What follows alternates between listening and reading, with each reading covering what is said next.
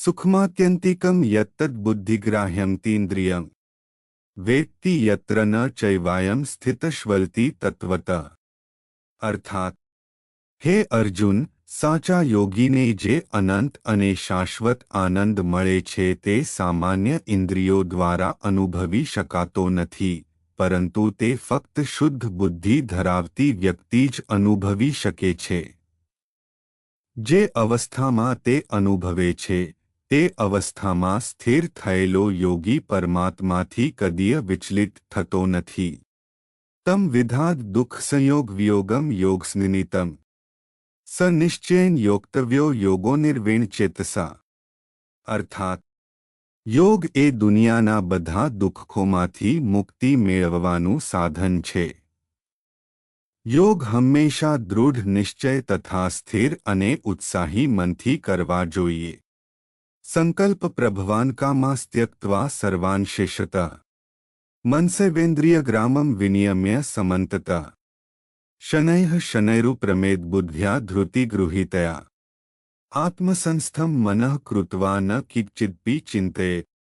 અર્થાત, એકવાર વ્યક્તિ પોતાની કલ્પના શક્તિથી ઉત્પન્ન થયેલી બધી ઈચ્છાઓનો સંપૂર્ણ ત્યાગ કરી દે અને પોતાની બધી ઇન્દ્રિયોને માનસિક રીતે નિયંત્રિત કરવાનું શીખી જાય, પછી વ્યક્તિ ધીમે ધીમે શાંત બને છે. સ્થિર બુદ્ધિ ધરાવતો સાચો યોગી પોતાનું મન ફક્ત ભગવાન પર જ કેન્દ્રિત કરે છે અને ભગવાન સિવાય બીજું કંઈ વિચારતો નથી. યતો યતો નિષ્વર્તિ મનશ્વચલમસ્થિરમ તતસ્તતો નિયમેદાત્મન્યેવ વશમ નયતે.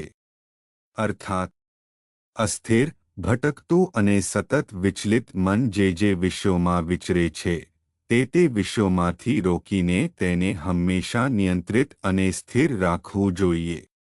પ્રશાંતમ સંહ્યેનમ યોગિનમ સુખમુત્તમમ ઉપૈતિ શાંતર્જસ બ્રહ્મભૂત્મ કલ્મષમ.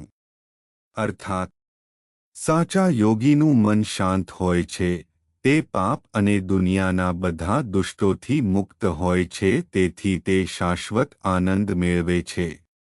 યુગજન્યેવં સદાત્માનમ યોગી વિગતકલ્મષઃ સુખેન બ્રહ્મ સંસ્પર્શમત્યંતમ સુખમશ્નુતે.